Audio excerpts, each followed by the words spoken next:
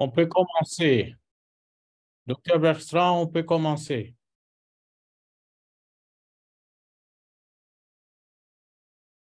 Ok, donc je vous laisse alors la parole pour nous introduire.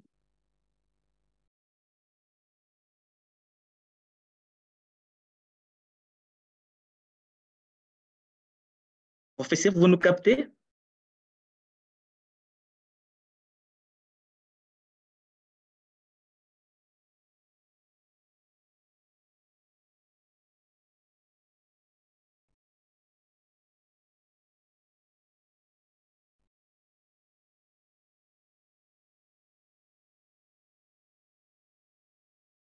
Allô?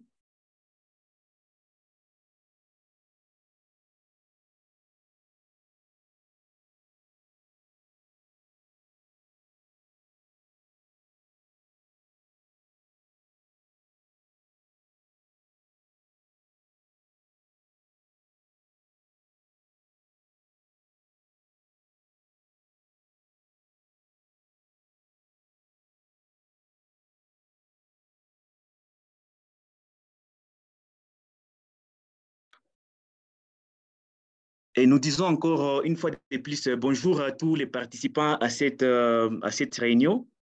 Et aujourd'hui, notre sujet, c'est l'hygiène des mains dans les secteurs de la santé en Afrique qui sera présenté par le docteur Landry Kabego.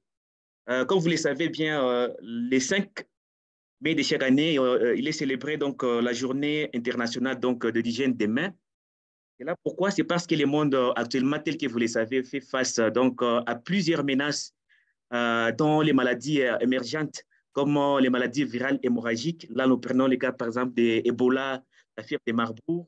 Et il y a d'autres maladies, d'autres menaces comme la résistance aux antimicrobiens. Il y a d'autres menaces comme les infections associées aux soins, qui sont donc à un rythme croissant.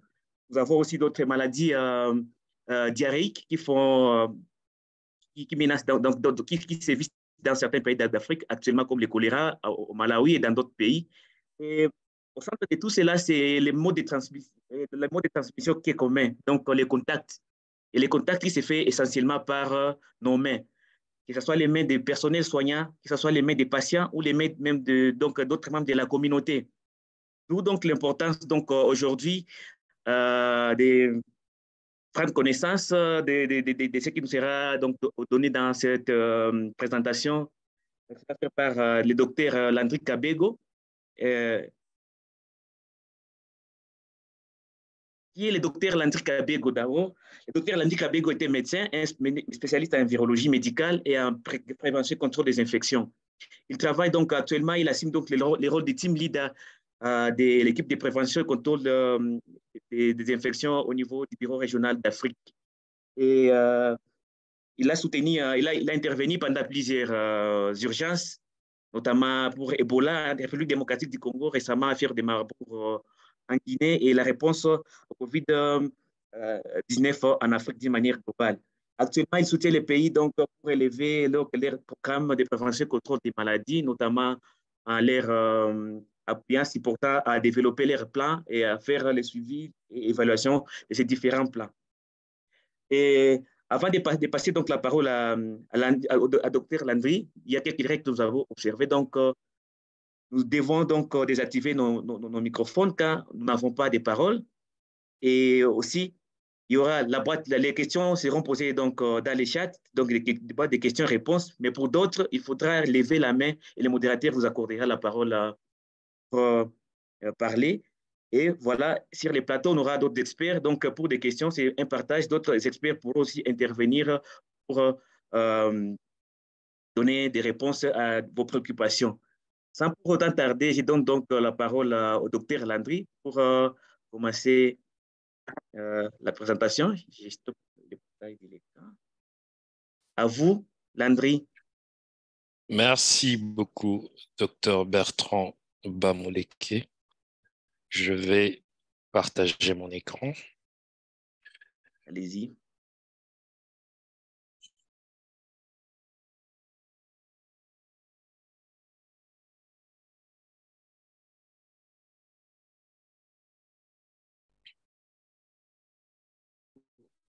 pouvez voir mon écran.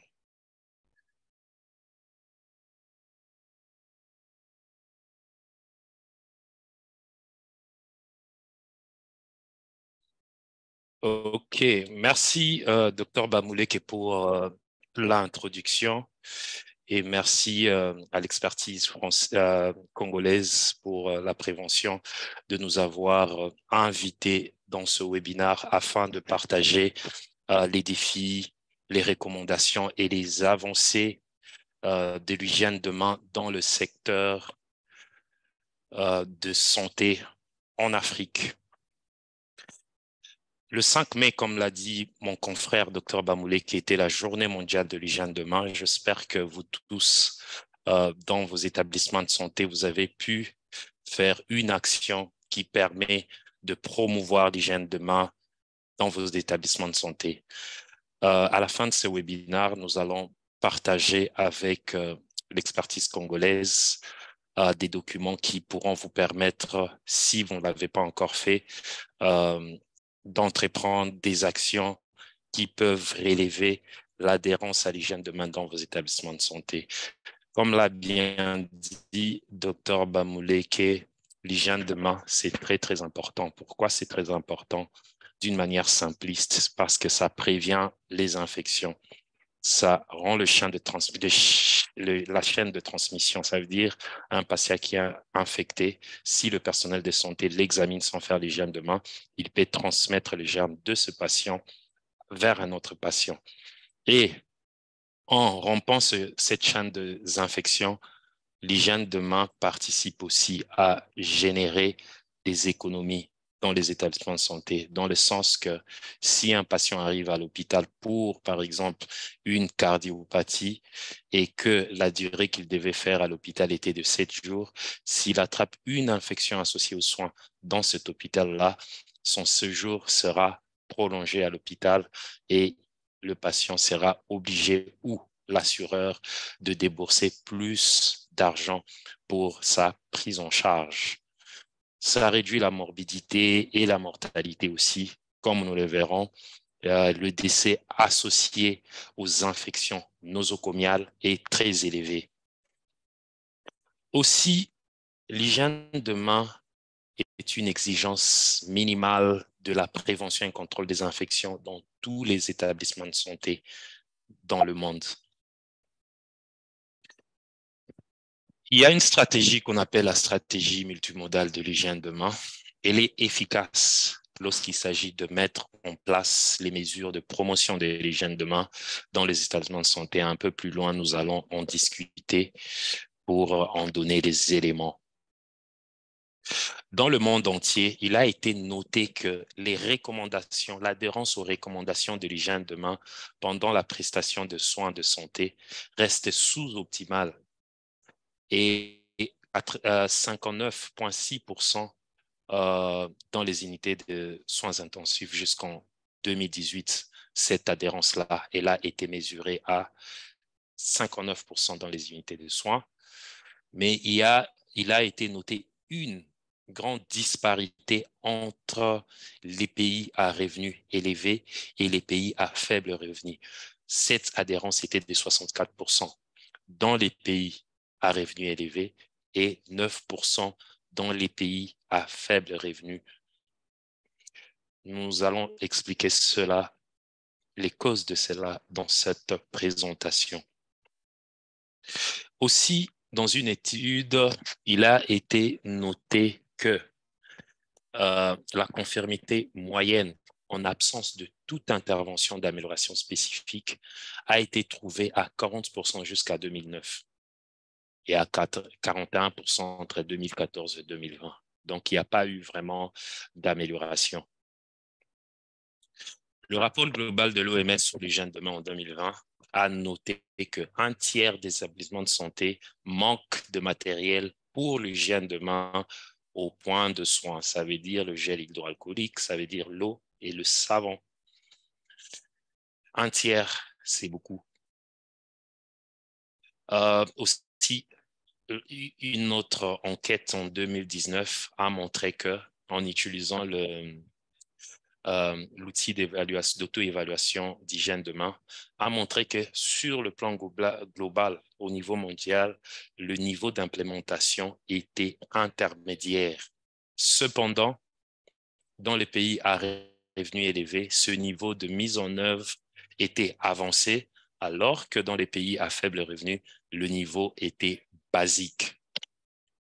Nous allons expliquer pourquoi dans les pays à faible revenu, le niveau est basique à partir des éléments de la stratégie multimodale de la mise en œuvre de la promotion de l'hygiène de main. En 2019, cette enquête-là mondiale a aussi relevé que le désinfectant, le gel hydroalcoolique, n'était disponible que dans 17% des établissements de santé dans les pays à faible revenu, alors qu'il était disponible dans 75% des établissements à revenus, dans les pays à revenus élevés. Toujours cette disparité. Et la consommation recommandée d'au moins 20 litres de désinfectant pour les mains pour 1000 jours patients n'était atteinte que dans 9% des établissements de santé dans les pays à faible revenu et 36% des établissements de santé dans les pays à revenus élevés.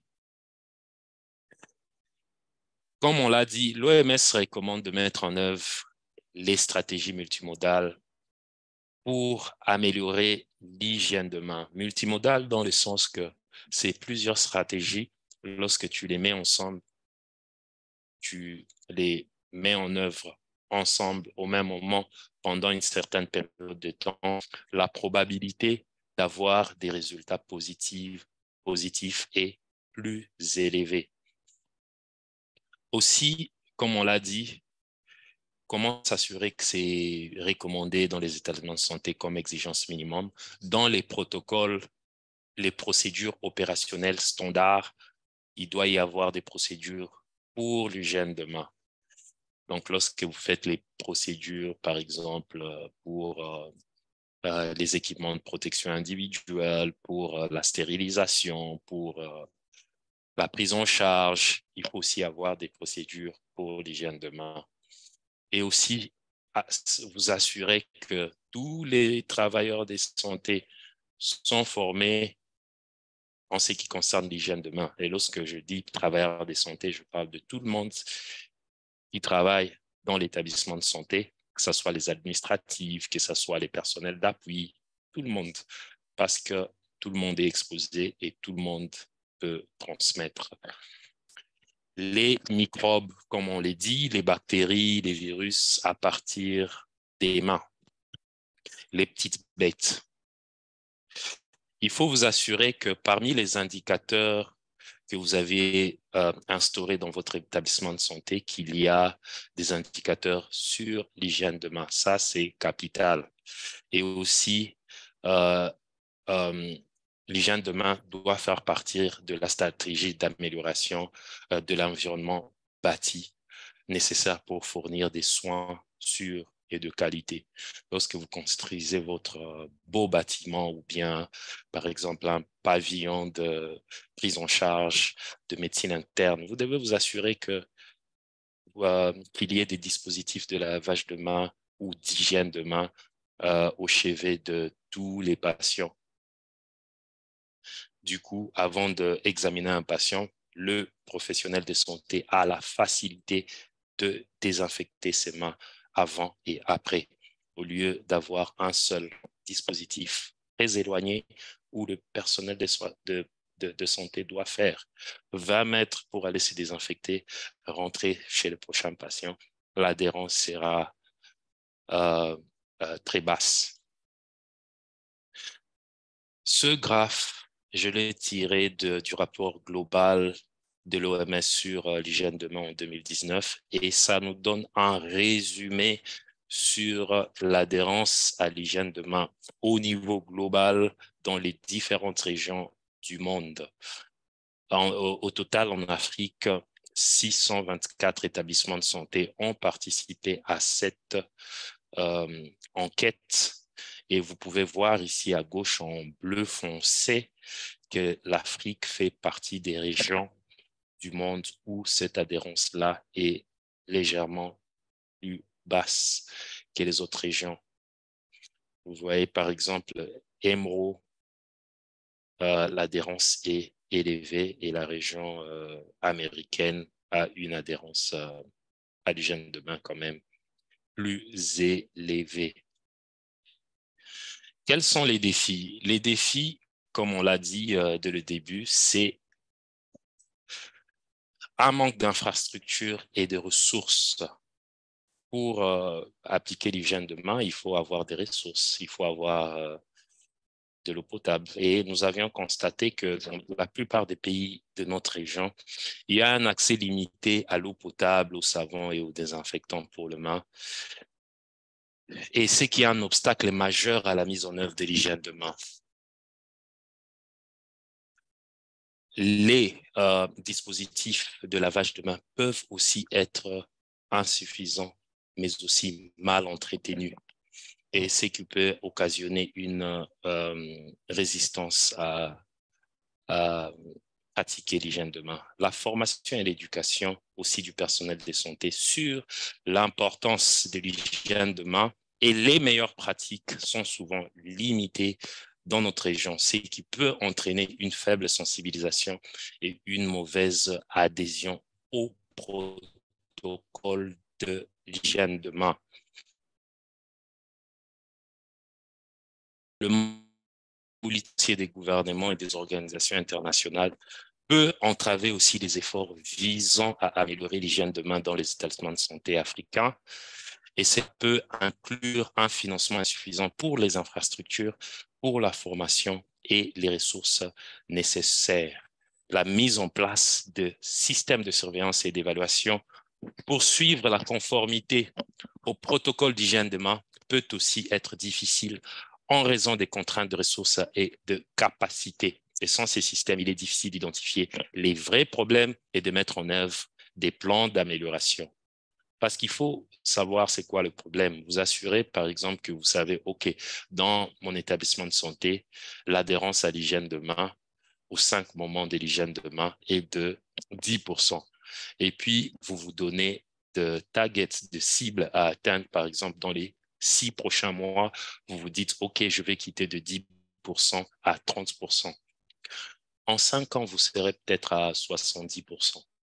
Et donc, il faut faire cette surveillance-là, il faut faire cette enquête pour vous assurer, pour savoir où est-ce que vous en êtes. Le manque de personnel et la charge de travail élevée dans de nombreux établissements de santé est aussi un facteur qui peut expliquer la non-adhérence à l'hygiène de main. Un personnel de santé surchargé qui doit avoir une centaine de patients par jour, il va commettre beaucoup d'erreurs. Il va examiner certains patients sans suivre les protocoles d'hygiène de main. Vous savez, pour faire l'hygiène de main avec le gel hydroalcoolique, ça te prend environ 20 secondes. Ça peut aller peut-être jusqu'à 40 secondes. Et si vous multipliez les 20 à 40 secondes là par 100 patients que vous allez examiner, et puis multiplier par 2 parce que vous faites avant et après, vous voyez, ça fait peut-être 2 heures d'hygiène de main dans une journée. Et vous n'avez peut-être que 8 heures de travail. Donc, sur 8 heures, vous passez 2 heures en train de faire l'hygiène de main. Et donc, cette charge de travail-là, il faut vraiment prendre compte à ça. L'amélioration qu'il y a eu dedans, avant, l'hygiène de main s'est pratiquée plus avec l'eau et le savon dans les établissements de santé. Mais la difficulté avec l'eau et le savon est que la durée pour pratiquer l'hygiène de main avec l'eau et le savon est élevée. Ça peut prendre 40 secondes et au-delà, ça peut aller jusqu'à plus d'1 minute. Mais lorsqu'on a introduit, notamment avec les travaux de Didier Pittet à l'hôpital universitaire de Genève, le gel hydroalcoolique comme moyen très efficace de faire l'hygiène de main, l'adhérence a quand même augmenté parce qu'avec le gel hydroalcoolique, vous n'avez que 20 secondes pour faire ça. Donc, ça a beaucoup aidé. La résistance au changement, comme dans toute organisation, la résistance au changement peut être aussi un défi dans les établissements de santé africains. Les professionnels de santé peuvent être résistants à adopter de nouvelles pratiques d'hygiène de main en particulier si elles nécessitent un temps supplémentaire ou des ressources illimitées. Et pour moi, je dis toujours que le changement, il doit commencer à la base. Et donc, c'est à partir des de l'éducation universitaire en médecine, en cursus médical, soins infirmiers, qu'il faut insister sur les principes de base d'hygiène de main en particulier et en général sur les principes de base de prévention et contrôle des infections, notamment sur les précautions standards et les précautions additionnelles. Le manque de leadership et des responsabilisations, le manque de leadership et des responsabilisations pour la promotion et le renforcement des pratiques d'hygiène de main peut entraver les efforts visant à améliorer l'hygiène de main dans les établissements de santé. Donc, il faut un leadership fort, notamment les managers des établissements de santé, ça veut dire le médecin directeur, les administrateurs, ils doivent encourager, ils doivent comprendre l'importance de l'hygiène de main, ils doivent allouer des ressources pour améliorer l'hygiène de main dans les établissements de santé. Et comme défi additionnel que l'on a rencontré, c'est une sensibilisation insuffisante des patients et des visiteurs dans les établissements de santé qui peuvent ne pas être suffisamment informés sur l'importance de l'hygiène de main. Il y a aussi les pratiques culturelles et croyances locales qui peuvent influencer la perception et la pratique d'hygiène de main.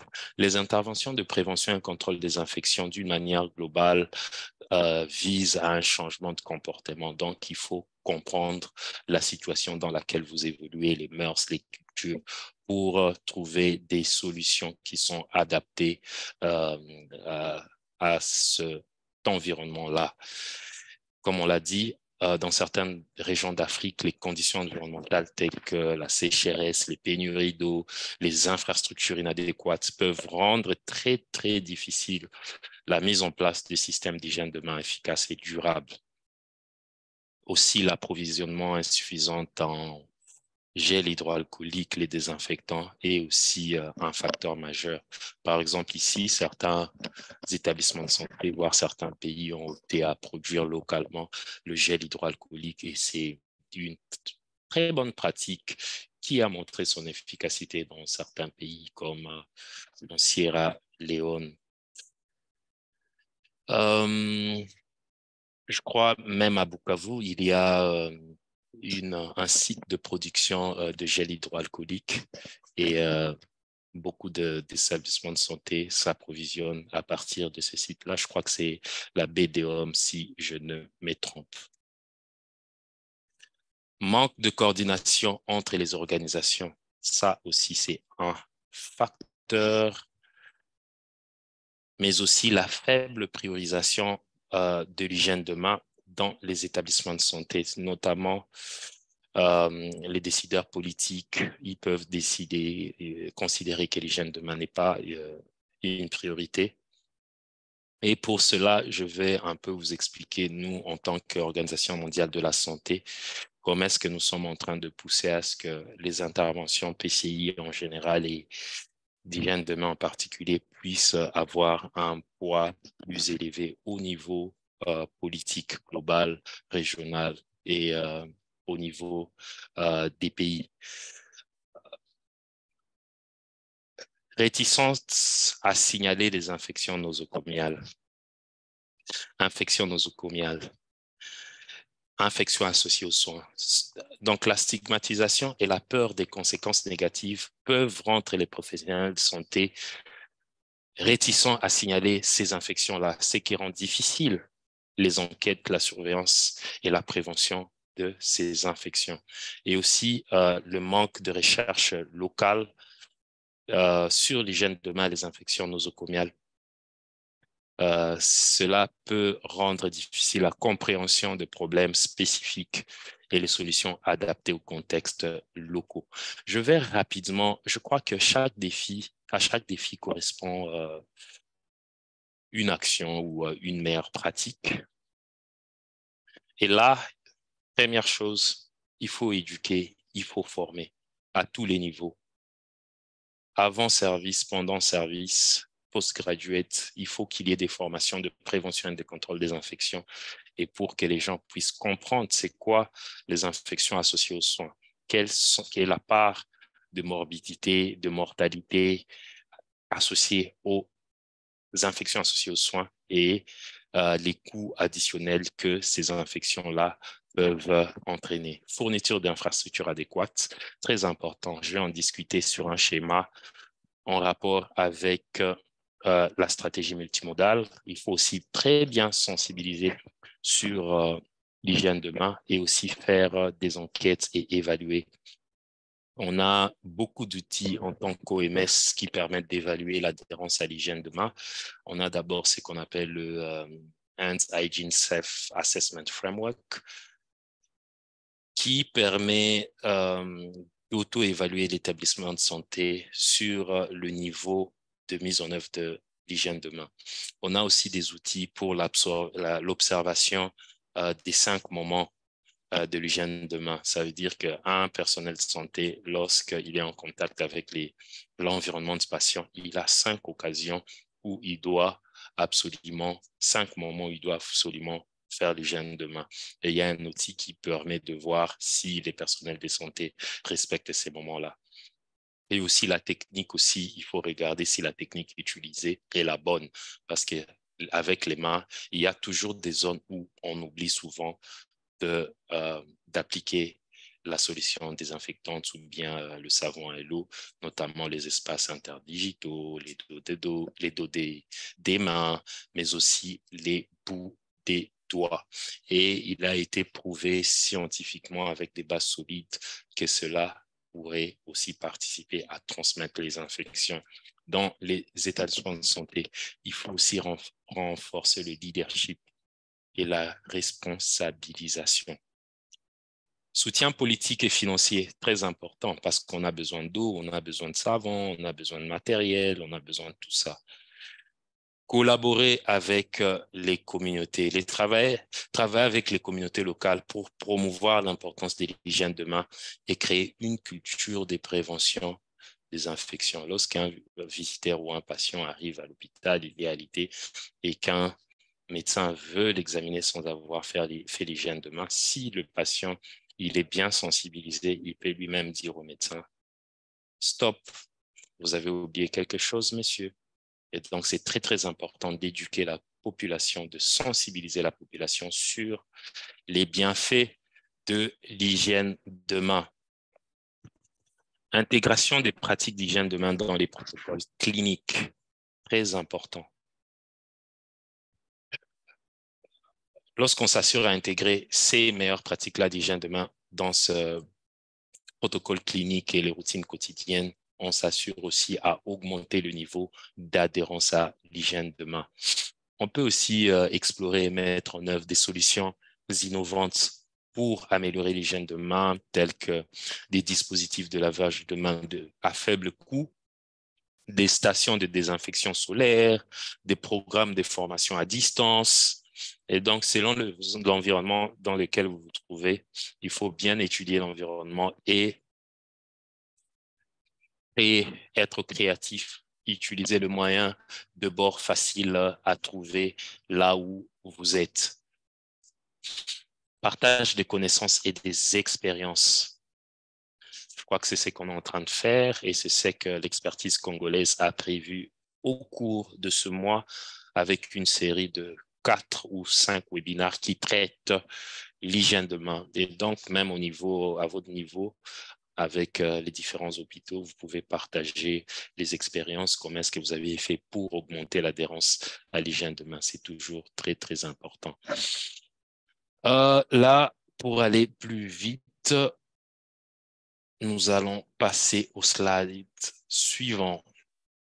Mise en œuvre de l'hygiène de la stratégie multimodale de l'hygiène de main. En quoi consiste la stratégie multimodale? Comme je l'ai dit, ce sont plusieurs stratégies individuelles qu'on met ensemble et qui donnent plus de chances de probabilité à l'intervention qu'on est en train de mettre en œuvre de réussir. Et dans ce cadre-ci, nous allons un peu expliquer comment est-ce que nous utilisons la stratégie multimodale de l'OMS pour la promotion de l'hygiène de main. Et lorsque vous comprenez bien la stratégie multimodale de l'OMS pour la promotion de l'hygiène de main, vous pouvez utiliser cette stratégie pour toute autre intervention de prévention et de contrôle des infections. Et donc, le premier élément de la stratégie multimodale de l'OMS pour la promotion de l'hygiène de main, c'est le changement de système. Et quand on parle de changement de système, ça veut dire s'assurer qu'il y a accès aux produits hydroalcooliques sur le lieu de soins. Non pas le produit hydroalcoolique où tu dois marcher 30 mètres pour aller te désinfecter, mais sur le lieu de soins au chevet du patient.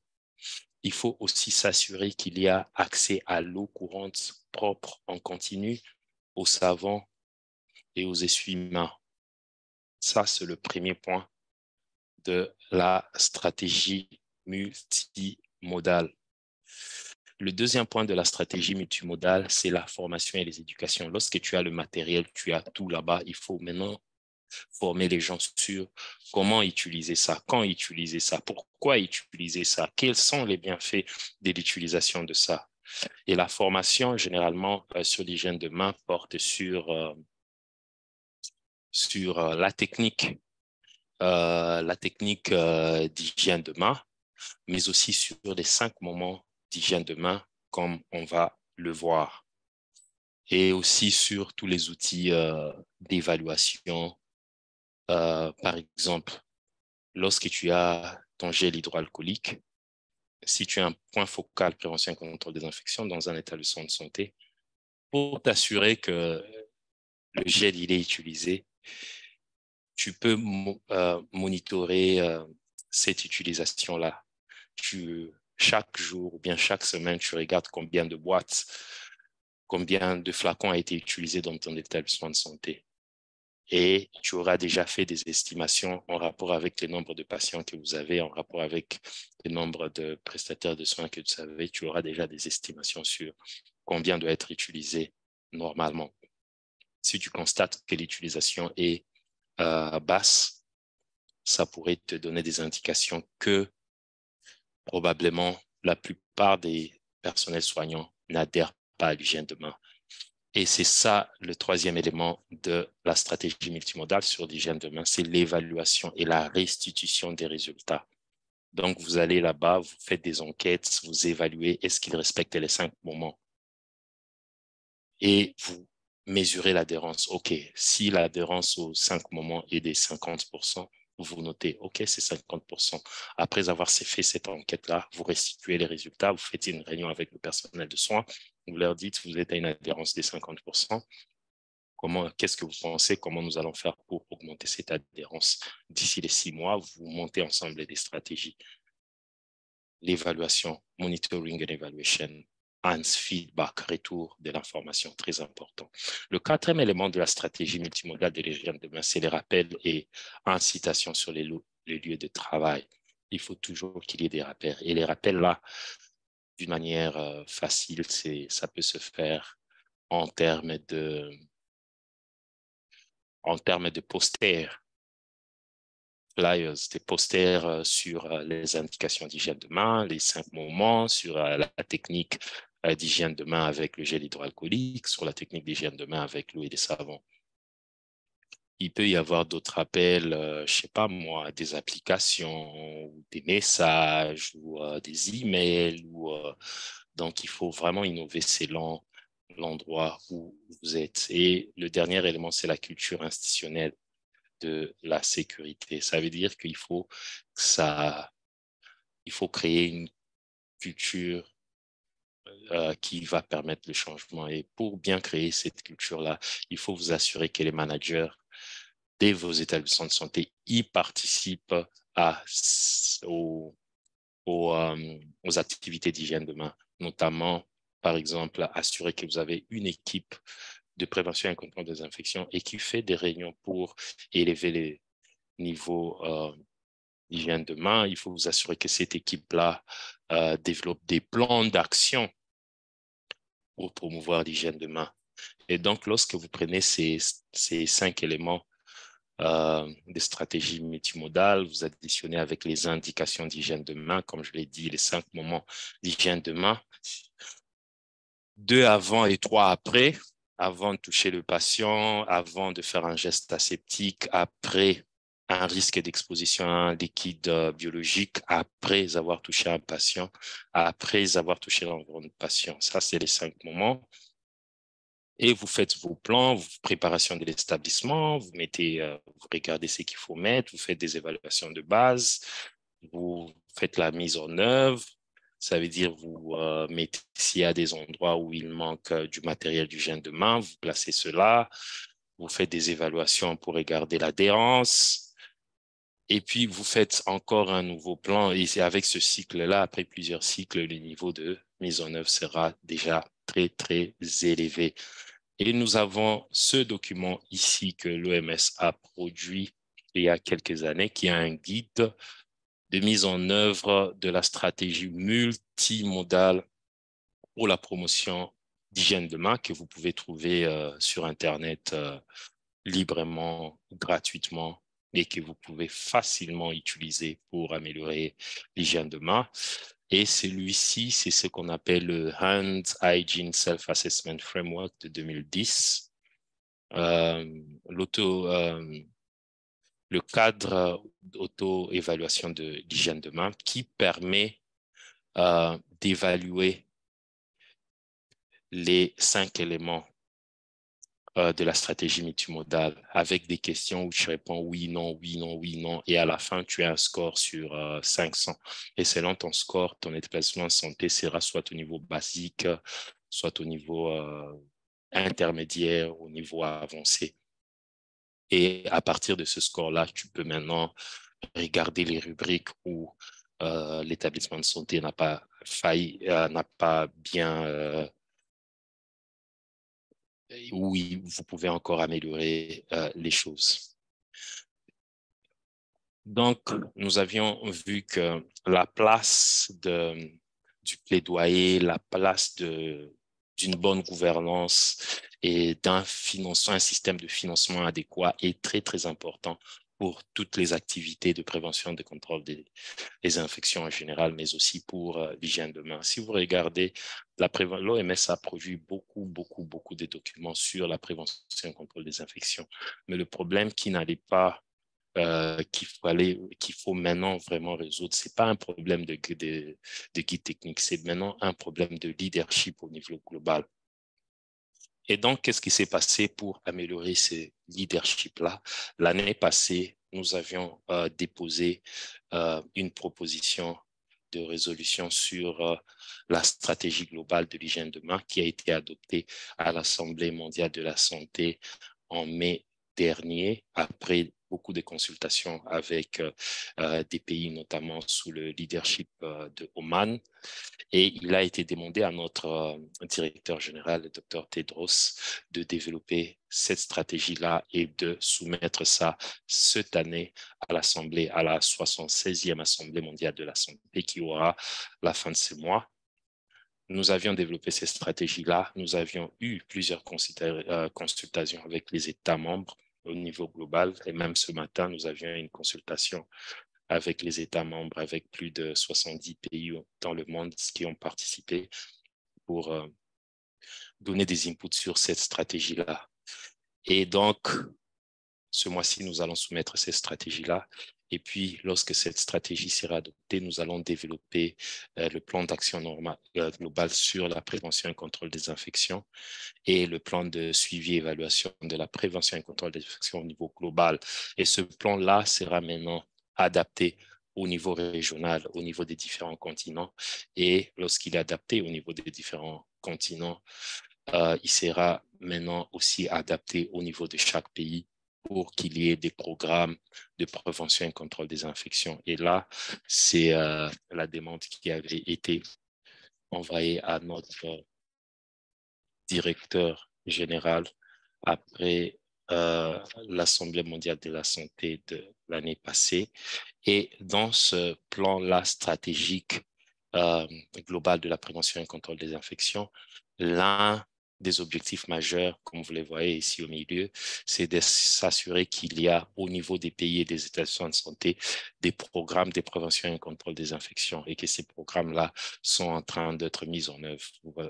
Vous verrez pourquoi je parle de ceci, parce que l'amélioration d'hygiène de main ne doit pas juste être une intervention isolée. Ça doit être une intervention qui découle de tout un programme au niveau national, mais aussi au niveau des établissements de santé. Et ce programme-là, c'est la prévention et le contrôle des infections. Les pays qui ont les programmes de prévention et de contrôle des infections ont une probabilité élevée que tous leurs établissements de santé dans les pays puissent avoir une adhérence plus ou moins adéquate à l'hygiène de main. Les pays qui n'en ont pas, la probabilité d'avoir une bonne adhérence à l'hygiène de main est très, très faible. S'il vous plaît, docteur Bertrand, vous pouvez me dire j'ai encore combien de minutes?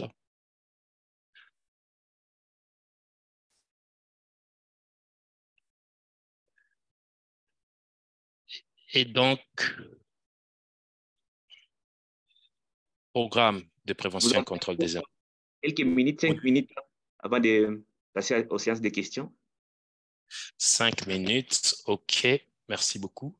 Donc, il y a 8 éléments des programmes de PCI.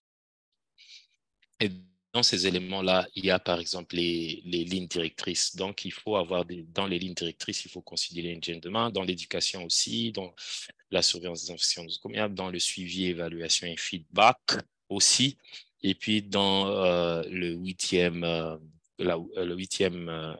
composante essentielle qui est l'environnement bâti, les matériels, les équipements, il faut considérer l'hygiène de main.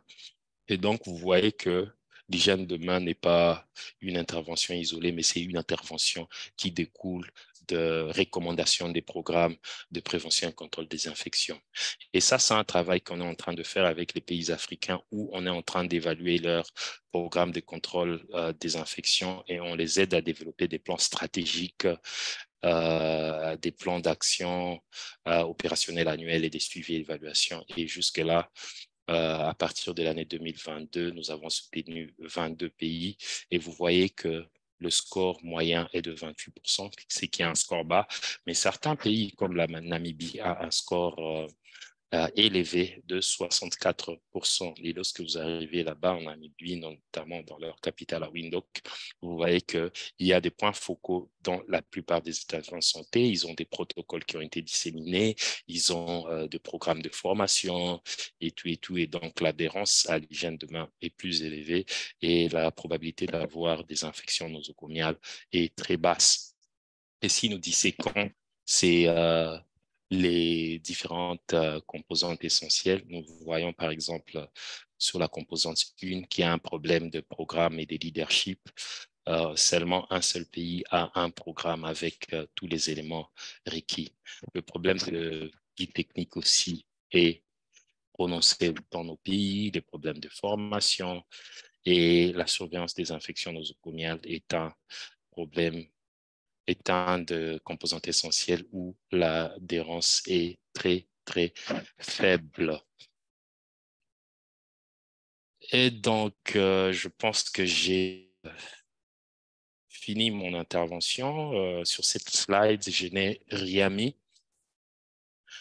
La première raison pourquoi j'ai rien mis sur cette slide, c'est que je considère que vous qui êtes au niveau des établissements de santé avez plus d'expérience sur le succès que vous avez eu ou bien des échecs. Et donc, j'aimerais avoir un feedback de votre côté.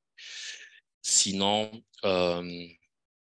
parmi des exemples que je peux donner d'un pays, c'est la Sierra Leone qui, au décours de l'épidémie d'Ebola de 2014-2016, ils ont essayé de faire beaucoup de choses.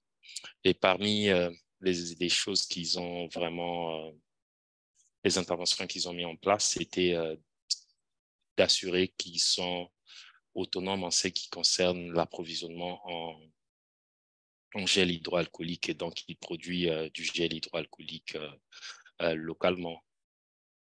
Ils font aussi les enquêtes pour regarder l'adhérence aux produits de désinfection de mains. Ils développent des plans d'action pour amélioration. Et donc, je crois que ce pays-là a quand même des éléments positifs à partager. Et je ne sais pas s'il y a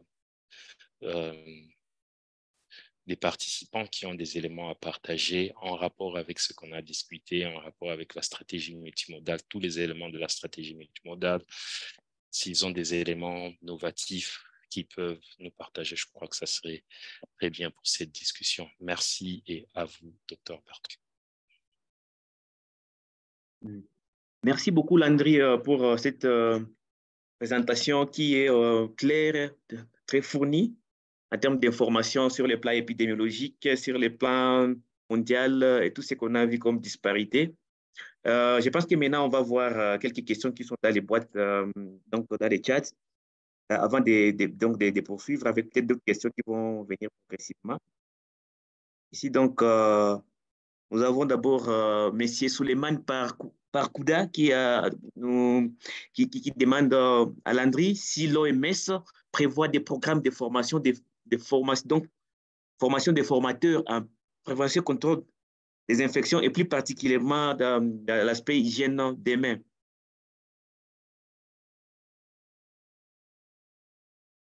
Merci beaucoup. L'aspect éducation et formation, c'est l'une des priorités de l'Organisation mondiale de santé en Afrique. Il y a des défis. Et les défis majeurs qu'on a constatés, c'était d'abord le manque de curricula en termes de prévention contre les préventions des infections. Ce qui faisait qu'il n'y avait pas harmonisation ni standardisation de système éducatif au niveau des pays. Qu'est-ce qu'on a fait? On a développé un exemplaire de curriculum pour la formation avant service, ça veut dire un cours de prévention et contrôle des infections qui peut être intégré dans le cursus médical, le cursus des soins infirmiers.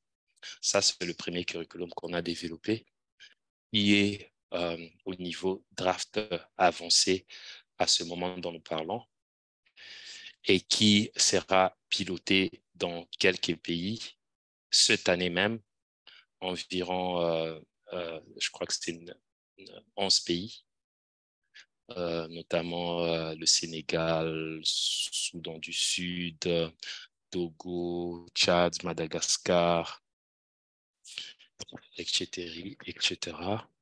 Et puis, on a encore développé un curriculum en service, ça veut dire pour les professionnels de santé qui travaillent déjà. Et celui-là aussi, il est au niveau draft avancé et il a commencé à être piloté. Le Lesotho l'a utilisé, est en train de l'utiliser et ils l'ont adapté pour développer leur propre curriculum. Et donc, ce sont des avancées. Et ces avancées-là, les deux curriculums, je crois qu'il n'y a que la région d'Afrique pour l'instant, pour l'OMS, qui a de tels curriculums. Et pour le curriculum en service que l'OMS Afro a développé, celui-là va servir aussi de base pour le développement de curriculum en service OMS Global. Et donc, il y a une équipe technique de travail qui a été mise en place au niveau de notre siège global à Genève et dont le rôle sera d'utiliser ce curriculum-là et de l'adapter pour produire un document global. Et ce travail-là commence déjà au cours de ce mois. Et donc, oui, l'OMS a des plans pour l'éducation. À part cela, nous avons des partenaires avec qui on travaille régulièrement parce que nous soutenons et nous recommandons que les pays puissent avoir leur propre programme de formation, même des formations post-graduate. Et dans ce sens, il y a par exemple ICANN qui fait beaucoup de boulot en rapport avec la formation post-graduate. Et donc, qu'on encourage, il y a des professionnels de santé en dehors, partout en Afrique qui prennent des cours post-graduate de ICANN de 2 ans, mais ils ont aussi des cours de 6 mois.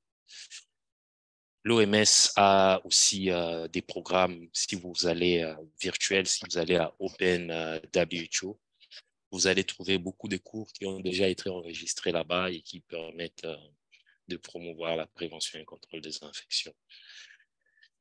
Mais vraiment, la priorité de l'OMS Afro, c'est de nous assurer que le pays intègre la prévention et le contrôle des infections dans les cursus médicaux et toutes les sciences médicales connexes. Merci à vous, Dr. Bertrand. Merci beaucoup, Dr. Landry, pour cette intervention. Et il y a une autre question. Je crois que la question s'est posée à tout le monde, parce que normalement, ceux qui devaient répondre probablement ne sont pas dans la réunion. Ici, on demande pourquoi en RDC, malgré l'expertise que nous disposons en matière de prévention contre des infections, nous manquons des programmes PCI. Qu'est-ce qui manque à la RDC pour pouvoir mettre en place un programme cohérent, effectif? Voilà la question de Dr. Babi Ekumbo. Bon, je vais intervenir. Malheureusement, le point focal PCI de l'OMS, je regarde sur la liste de la RDC, il n'est pas là, mais je suis sûr qu'il y aura d'autres collègues qui vont donner des informations. Premièrement, l'OMS a une stratégie nationale pour pas l'OMS, la RDC a une stratégie nationale pour la prévention et le contrôle des infections. Il a été développé l'année passée, on y a donné des inputs et cette stratégie-là suit les recommandations de l'Organisation mondiale de la santé.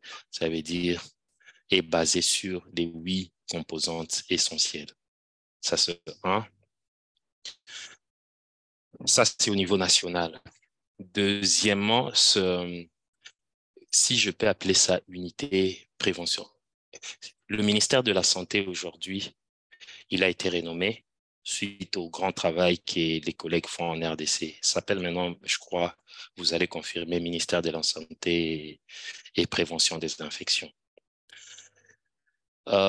Troisième élément, et peut-être c'est là où on discutait un peu et on n'a pas eu de consensus.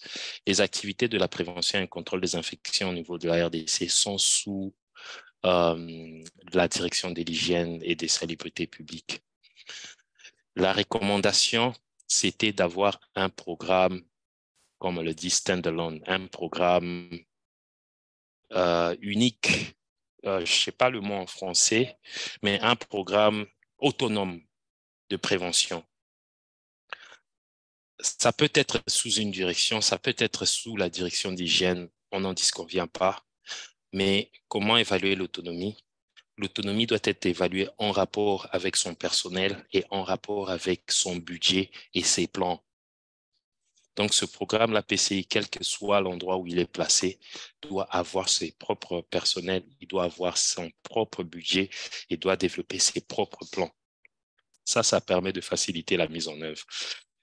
S'il n'y a pas ça, c'est vraiment très difficile et on l'a vu dans la plupart des pays en Afrique où ils ont des beaux papiers, mais le programme PCI n'est pas autonome parce qu'il faut toujours que ce soit un autre programme qui décide sur combien ils vont avoir, sur combien de personnel seront disponibles et tout et tout. Un autre élément que je veux augmenter, et c'est l'une des difficultés majeures, la RDC, c'est un très grand pays. Le programme, il est au niveau national. Mais maintenant, il faut qu'il y ait des programmes au niveau des établissements de santé. Ça veut dire qu'il faut maintenant passer à la mise en œuvre. Il faut passer à la mise en œuvre. Qu'est-ce qui a été fait pour la mise en œuvre? Si je ne me trompe, je crois qu'ils ont développé déjà les directives techniques de prévention et contrôle des infections. Oui, ils l'ont développé parce qu'on a aussi apporté des inputs. Mais est-ce que ces directives-là ont été disséminées au niveau des établissements de santé? Ça, c'est la question. Est-ce que les personnels de santé ont été formés en rapport avec ces directives-là? Probablement très peu. Et donc, je pense qu'il faut trouver un système où ce programme-là est plus ou moins répliqué au niveau des districts, au niveau des provinces, au niveau des districts, et les districts peuvent permettre de soutenir les établissements de santé lors de la mise en œuvre. Donc, c'est tout ce schéma-là de la mise en œuvre de ce programme au niveau décentralisé qu'il faut peut-être bien planifier pour avoir des meilleurs résultats. Merci. Merci beaucoup, Dr. Landry. Bon, il y a une autre question.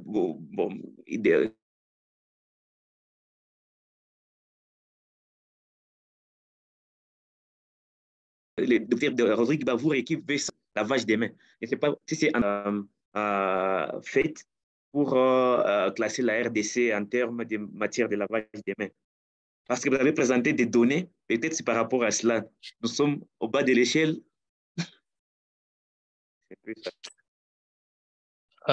Pour la RDC, je n'ai pas d'informations là maintenant. J'en ai pas, mais je peux en chercher. Je ne sais pas si dans les participants, il y a ceux qui ont ces éléments-là. Mais désolé, je n'ai pas spécifiquement des informations sur l'hygiène de main en RDC. Par contre, je vais peut-être vous donner mon expérience. Entre 2018 et 2009, j'étais en RDC pour répondre à l'épidémie 2018 et 2020, à l'épidémie d'Ebola au Nord Kivu et en Ituri. Et je pense que la situation de l'hygiène de main n'était pas plaisante du tout. Il n'y avait pas d'infrastructure, il n'y avait pas de gel, il n'y avait pas de savon. Les 5 moments n'étaient pas respectés. Donc, le niveau, il était très, très, très bas. Mais sinon, avec ces régions-là, le Nord Kivu, l'Ituri, avec les épidémies successives qui ont eu lieu là-bas, il y a eu une certaine amélioration en rapport avec la prévention et le contrôle des infections en général, parce qu'il y a eu beaucoup d'appui des organisations sur ce sujet, sur cette matière-là. Mais le problème qu'il y a eu, et il y a eu un collègue de l'UNICEF qui est rentré là-bas récemment pour évaluer l'impact au long terme des interventions qui avaient été mises en œuvre. Et selon son évaluation initiale, l'impact au long terme, il est un peu alarmant parce que la zone de santé, les districts n'ont pas pris le relais lorsque les organisations se sont retirées et que le niveau a encore baissé. Donc, il faudrait qu'il y ait un système afin de capitaliser tous les apports des organisations ou bien qui découlent des épidémies. Par exemple, il y avait la pandémie de la COVID où il y a beaucoup de choses qui ont été mises en place en rapport avec l'hygiène de main. Il faut juste s'assurer qu'après COVID, que cela continue. Parce que l'hygiène de main, c'est pas seulement pour COVID. La plus grande pandémie, c'est celle dont personne ne parle et que tout le monde connaît qu'elle existe et qu'elle tue des millions et des millions de personnes dans le monde. C'est les infections nosocomiales. C'est les résistances, les bactéries multirésistantes. Avant de commencer ma carrière à l'OMS, je travaillais à l'hôpital provincial de Général de Bukavu. Et entre 2011 et 2013, je travaillais sur les bactéries multirésistantes, notamment qui produisent les entérobactéries qui produisent les bêta-lactamases à spectre élargi. On a produit plusieurs papiers et je crois qu'en RDC, il n'y a pas d'autres papiers qui ont détaillé sur ce problème à part ces papiers qu'on a produits à Bukavu. Et les résultats de ces papiers-là sont très, très alarmants et doivent nous interpeller.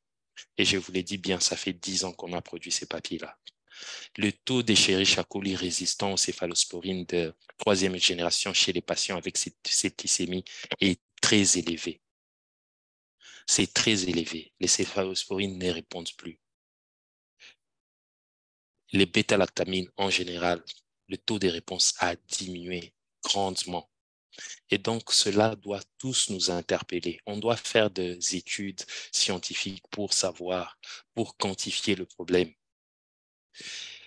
Les clepsiers là qui résistent aux céphalosporines de 3e génération, il y en a partout, dans les urines, dans le sang, les infections urinaires et tout. Est-ce que maintenant, on a déjà les entérobactéries qui résistent au carbapénème? Ça, c'est la grande question. Il y a 10 ans, il n'y en avait pas à Bukavu. On avait trouvé seulement un isolat, je crois que c'était un Escherichia coli, qui résistait à l'imipenem. Est-ce qu'aujourd'hui, ça a changé? Il faut qu'on quantifie le problème, il faut qu'on sache c'est quoi le problème. Si on se voit la face, si on ne va pas dans le labo pour regarder quel est le problème avec les antibiotiques, les germes multirésistants, on va banaliser l'hygiène de main. Et en banalisant l'hygiène de main, on va transmettre les infections qui résistent aux antibiotiques parce qu'on n'a pas des antibiotiques pour traiter ces infections-là. Et donc, il faut vraiment encourager les grands laboratoires, l'INRB, les labos des hôpitaux des références, de faire des études, de faire de la surveillance des microbes résistants aux antimicrobiens, des infections nosocomiales. C'est très, très important. Il ne faut pas juste que ça reste dans les webinaires, mais on doit matérialiser là. C'est une pandémie qui tue chaque jour. Mais c'est comme un secret de polichinelle. Tout le monde connaît que c'est un problème, mais personne n'en parle. Merci à vous. Merci beaucoup, Dr Landry, pour cette intervention. Bon, les semaines passées, les mois passés, on a débattu sur les problèmes de résistance aux antibiotiques. Dans notre milieu, il y en a déjà, comme vous venez de le dire. C'est un problème qui date, d'où les actions devaient être prises pour justement ralentir cette progression-là de la multirésistance, n'est pas arriver à une panne-résistance. Donc là, on n'aura plus d'antibiotiques. C'est une condamnation pratiquement. Voilà, donc pour aujourd'hui, actuellement, présentement, il n'y a plus de questions dans la boîte de chat. S'il faut résumer notre journée d'aujourd'hui, Dr Landry a donc commencé donc, cette séance en présentant, donc, en donnant l'importance d'abord de l'hygiène des mains dans la chaîne de transmission donc des infections. Cela avait comme impact donc, une diminution de la transmission donc, des infections entre les personnels des personnels soignants vers d'autres patients et vice-versa. Aussi, l'impact sur le plan économique en termes de l'augmentation du séjour à l'hôpital, mais aussi avec la diminution de la morbidité, donc mortalité des infections associées aux soins. Et pour cela, il a parcouru quelques études qui ont été effectuées pour voir un peu l'adhérence au niveau mondial. Et globalement, ce qui a été relevé, c'était qu'il y avait une disparité entre donc l'adhérence au niveau des pays avec ressources élevées par rapport à ceux avec des ressources limitées. Et pour cela, il a été recommandé donc, par l'OMS de mettre en œuvre donc, la stratégie multimodale, qui est d'abord qui recommande donc, la mise en place donc, des protocoles, donc des SOP, qui doivent contenir donc, l'hygiène des mains, la formation de tous les personnels de santé, donc partant des managers, des personnels directement impliqués pour les soins des patients, comme les médecins et les infirmiers, tout comme ceux qui assurent l'hygiène de l'environnement. Il y a le suivi et donc, le retour donc, de l'information qui doit être effectif pour qu'il y ait une bonne adhérence. Et aussi, là, le cinquième aspect, c'était donc, de construire donc, agir sur l'environnement et la fourniture des matériels et l'engagement donc des leaders, des leaders au niveau des différentes formations sanitaires. Après cela, il nous est passé à répit donc quelques 13 défis rencontrés dans la mise en œuvre donc de l'hygiène, de l'effectivité de l'hygiène des mains au niveau des formations sanitaires, partant donc des manques d'infrastructures jusqu'au niveau de l'engagement donc des différentes donc de nos politiques et pour lesquels il a donné des actions concrètes par rapport à chaque défi.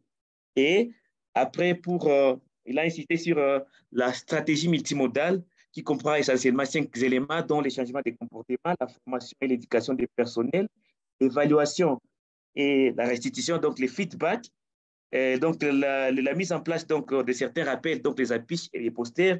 Et à la fin, il a insisté sur la culture, donc, institutionnaliser cette pratique, c'est-à-dire faire engager les leaders, les managers des formations sanitaires pour pérenniser cette action.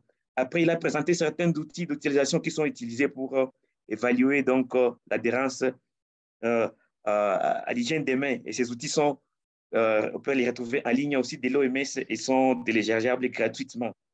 Et par après, il a un peu insisté sur la stratégie au niveau mondial qui est en cours, en vue, afin de promouvoir donc, la mise en œuvre des activités, des interventions de la prévention contre des infections, dont il a parlé il a donné les différentes composantes essentielles, dont les 8e devraient, qui consistent donc à la mise en œuvre donc, des infrastructures, fournir donc les équipements qui aussi, dont devaient faire partir aussi les différents fournitures pour assurer donc l'hygiène des mains au niveau des différentes formations sanitaires.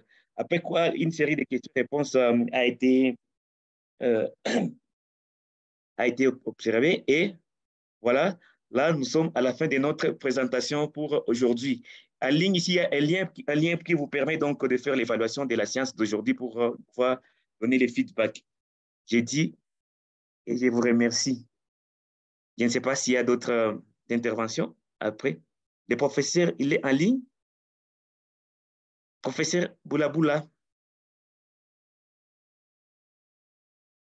Je crois qu'il est du côté de participants. Est-ce que vous pouvez, can you help us to bring Prof. Boulaboula to the panelists?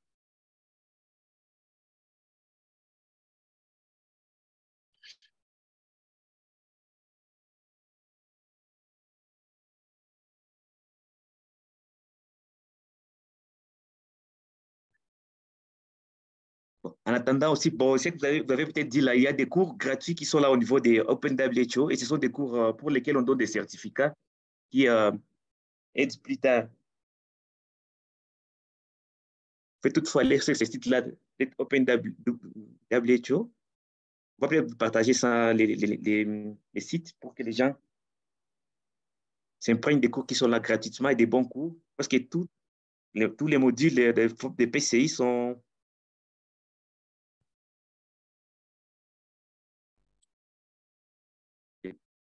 Est-ce que le Prof Boulaboula est. Je crois qu'il doit avoir un souci de connexion. Peut-être on attend quelques secondes. OK. Je crois qu'il est connecté.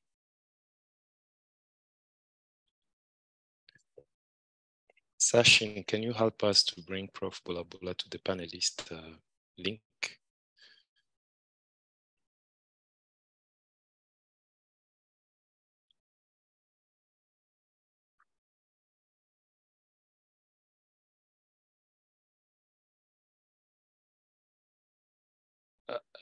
À vous, Prof. Boulaboula.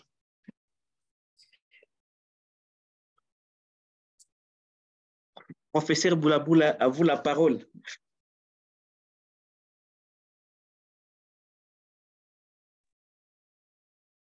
Merci, monsieur le modérateur. Je m'excuse à tous les participants, auprès de tous les participants. J'ai des problèmes techniques Je n'arrive pas à me connecter et c'est à peine 1 minute de stabilité et puis ça disparaît. Donc, je n'ai pas suivi la grande partie de l'exposé et toute la discussion. Donc, il m'est difficile de me prononcer sur ce qui a été dit, mais tout en remerciant l'orateur OK. et la Bon, modération, les problèmes comme aussi tous ceux qui ont participé à ce webinaire. Voilà toutes mes excuses. Je n'ai vraiment pas un élément de valeur à donner sur ce que vous avez débattu ensemble, mais sinon, remercier et encourager tous les participants à continuer à soutenir l'effort de l'hygiène de main pour le bien-être individuel et de la collectivité. Merci. Merci, professeur. Et merci à tous les participants.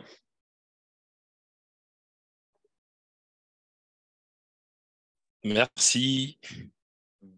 Bye bye. Bye bye. Bye bye.